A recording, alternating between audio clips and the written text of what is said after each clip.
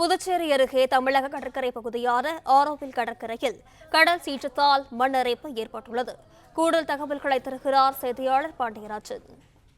டிட்வா புயலினுடைய நகர்வு வேகம் 12 கிலோமீட்டராக அதிகரித்திருப்பதாக வானிலை ஆய்வு மையம் தெரிவித்திருக்கிறது. நாம் இருக்கக்கூடிய பகுதி புதுச்சேரி கோட்டக்குப்பம், அந்த பகுதியில் நம்ம இருக்கோம். இங்கே கடல் அரிப்பு ஏற்பட்டிருக்கிறது. குறிப்பாக கடல் அலையினுடைய சீற்றம் அதிகமாக இருப்பதால் இந்த பகுதியில் நாம் இன்று காலையிலிருந்து பதிவு செய்திருக்கிறோம். கடற்கரைக்கு பொதுமக்கள் யாரும் வர வேண்டாம் என்கின்ற ஒரு அறிவுறுத்தலையும் காவல்துறையினர் சொல்லி வருகிறார்கள். குறிப்பாக புதுச்சேரி கடற்கரை பகுதிக்கு வரக்கூடிய பொதுமக்கள் யாரும் இந்த பகுதிக்கு வர வேண்டாம் என்கின்ற ஒரு தகவலையும் சொல்லியிருந்தார்கள். இல்லையில் நாம் தற்போது பார்த்துக் கொண்டிருக்கக்கூடிய இந்த காட்சிகள் என்பது நேற்று முன்தினம் இருந்து இந்த பகுதியில் கடல் அரிப்பு ஏற்பட்டிருக்கிறது. அந்த புயல் உருவானதிலிருந்து ஏற்பட்டிருக்கக்கூடிய கடல் அரிப்புகள் கிட்டத்தட்ட ஒரு ஆள் உயரத்திற்கு சாதாரணமாக இருந்த அளவில் இருந்து ஒரு ஆள் உயரத்திற்கு இந்த மண் அரிப்பு ஏற்பட்டிருக்கிறது. குறிப்பாக இந்த பகுதிக்கு வரக்கூடிய மக்கள் யாரும் இங்கு வர வேண்டாம் என சொல்லியிருக்கிறார்கள். கடலில் இறங்கவோ குளிக்கவோ முயற்சி செய்ய வேண்டாம் என்கின்ற ஒரு அறிவுறுத்தலையும் வழங்கி இருக்கிறார்கள்.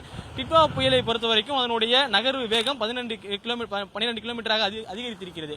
ஆனால் தற்போது அதனுடைய இருப்பு என்பது புதுச்சேரியில் இருந்து 110 கிலோமீட்டர் தொலைவில் கடலில் மையம் கொண்டிருக்கிறது.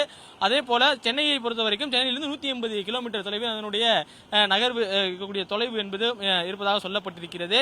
டிட்வா புயலினுடைய தாக்கம் காரணமாக இந்த புதுச்சேரி கடல் பகுதிகளில் அதிக அளவிலான கடல் அரிப்பு, மண்ணரிப்பு ஆகியவை ஏற்பட்டிருக்கக்கூடிய அந்த காட்சிகளை காண்பிப்பதற்காக நாம் இந்த பகுதியில் வந்திருக்கிறோம்.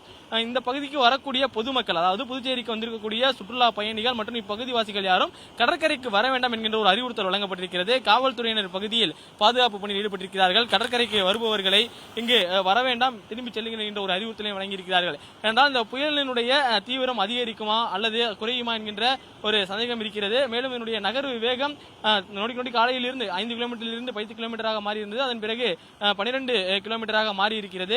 இருந்தாலும் கடலினுடைய கொந்தளிப்பு குறையவில்லை. அந்த சூழலில் தான் தற்போது இந்த பகுதியில் அதிக அளவிலான சுற்றுலா பயணிகளும் இப்பகுதி வாசியினரும் கடற்கரைக்கு வர தொடங்கினர். அவர்களை இங்கிருந்து செல்லுமாறு ஒரு அறிவுறுத்தல்களையும் தற்போது காவல்துறையினர் வழங்கி வருகின்றனர். மண்ணரிப்பு ஏற்பட்டதன் காரணமாக தற்போது நாம் இருக்கக்கூடிய அந்த ஆரோவில் கடற்கரை பகுதியில் ஏற்பட்டிருக்கக்கூடிய மண்ணரிப்பு காட்சிகளை தான் நாம் பார்த்துக் கொண்டிருக்கிறோம்.